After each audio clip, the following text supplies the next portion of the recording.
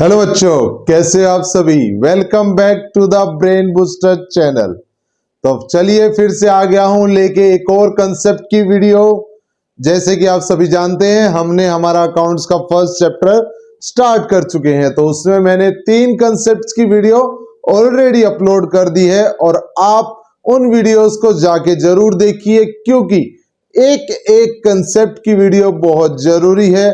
और आप serial wise अगर एक एक कंसेप्ट की वीडियो को देखेंगे, समझेंगे, तो आपके लिए और भी ज्यादा आसान हो जाएगा इस चैप्टर को समझना। क्योंकि अकाउंट्स सिर्फ सम से नहीं, आपकी थ्योरी से भी समझी जाती है। आप इस चीज को बहुत अच्छे से दिमाग में बैठा लीजिए, क्योंकि आपके अब के जो पैटर्न्स आ रहे हैं एग्जाम्स के, वहां पे क्वेश्चंस ना ही सिर्फ प्रैक्टिकल आ रहे हैं, आपके जितने भी एमसीक्यू क्वेश्चंस आ रहे हैं वो आपके थ्योरेटिकल बेस्ड जो पोर्शन है वहां से भी आ रहे हैं। तो इस चीज का ध्यान रखेंगे कि किसी भी कंसेप्ट की वीडियो को आप किसी भी हाल में जो है मिस नहीं करेंगे। एक चीज। दूसरी चीज, आप सभी जानते हैं, आप सभी का एग्जाम का रिजल्ट आ चुका है। जिन बच्चों के रिजल्ट्स अच्छे आए हैं, अपनी सीयूटी की प्रिपरेशन कर रहे हैं, वो लगे रहिए, करते रहिए। और अगर किसी को थोड़ी बहुत मायूसी हुई भी है, हाथ लगी भी है, तो देखो बच्चों, किसी को कोई मायूस होने की जरूरत नहीं है, क्योंकि सीयूटी का एग्जाम 12th बेस पे तो रहा नहीं। अब आपको सीयूटी के बेस पे जो है, सीयूटी में जो आप एग्जाम दोगे उसके रैंकिंग के हिसाब से आपको कॉलेज मिलेगा। तो अब भी आपके पास चांस है एक और लास्ट परफॉर्मेंस देने का और एक बेहतर यूनिवर्सिटी, एक टॉप यूनिवर्सिटी में जो है एडमिशन लेने का। तो चलिए, ये तो रही आपकी रिजल्ट की बात। आपका 10th का रिजल्ट भी आ चुका है कल। 10th का रिजल्ट चेक कर लिया होगा। अब आपके बच्चे एडमिशंस की तरफ भागेंगे। कोई आर्ट्स लेगा, कॉमर्स लेगा, कोई साइंस लेगा। तो बच्चों, एक और वादा आप लोगों के साथ में, जितने भी आपके फ्रेंड सर्कल में जो भी फ्रेंड्स हैं, जो भी कॉमर्स लेते हैं और कॉमर्स लेके अपनी तैयारी के लिए एक प्लेटफॉर्म देख रहे हैं, तो उन सभी को बता दीजिएगा कि हमारी 1 जून से एक और नई बैच स्टार्ट हो रही है, जिसमें मैं कंप्लीट 11th क्लास का सिलेबस भी अपलोड करना स्टार्ट करूंगा। तो ये एक रिमाइंडर है जो कि मैं आपको अपलोड भी कर दूंगा कि 1 जून से हमारी 11th कॉमर्स की बैचेज भी स्टार्ट हो रही हैं। ठीक है, तो चलिए बढ़ते हैं हमारी आज की कंसेप्ट की वीडियो में। तो देखिए बच्चों, हमने राइट्स देख लिए थे, कैरेक्टरिस्टिक्स फीचर्स देख लिए थे।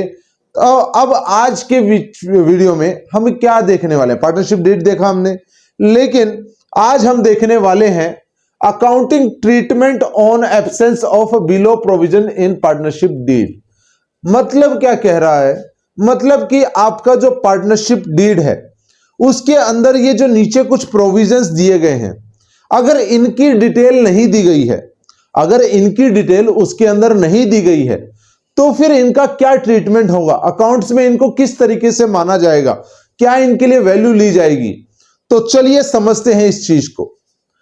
If partnership deed is silent, अगर पार्टनरशिप डीड साइलेंट है, provisions of Indian partnership act apply.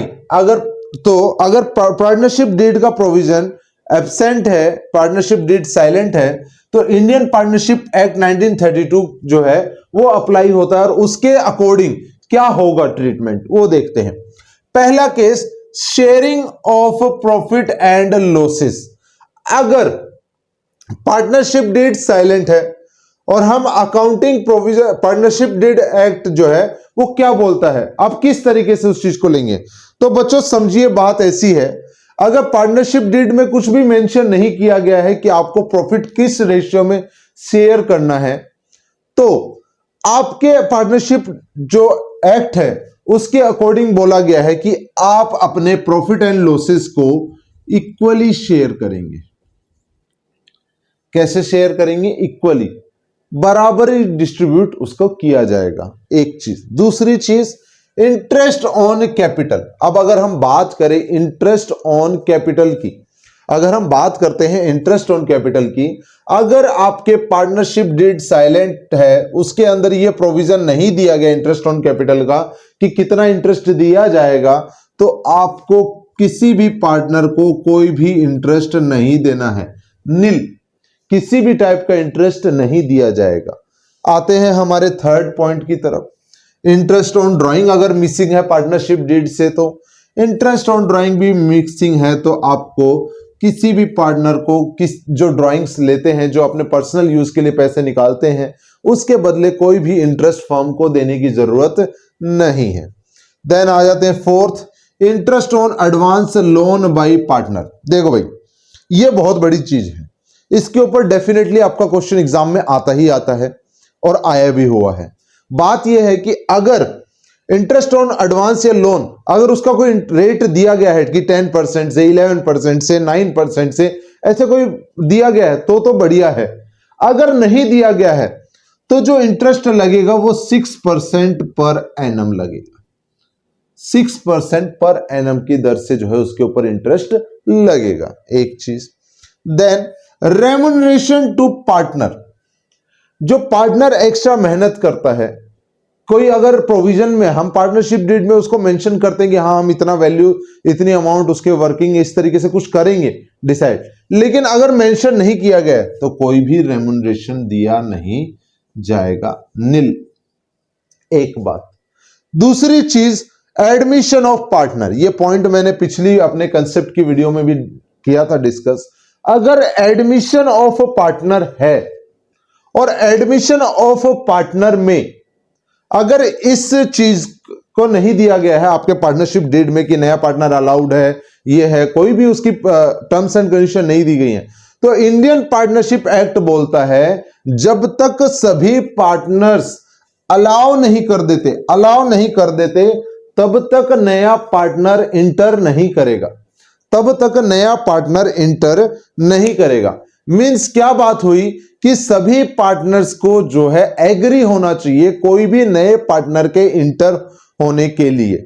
अगर वो इंटर नहीं होता है तो ये चीज अलाउ नहीं होगी। तो बच्चों, ये थे आपके कुछ अकाउंटिंग ट्रीटमेंट्स। अगर पार्टनरशिप डीड में ये कुछ प्रोविजंस मेंशन नहीं है तो आप क्या करोगे? प्रॉफिट शेयरिंग रेशियो के लिए equal, interest on capital nil, interest on drawings nil, interest on advance and loan 6%, remuneration to partner nil, admission अगर सभी पार्टनर एग्री हैं तो ही नया पार्टनर आ सकता है, नहीं तो नहीं।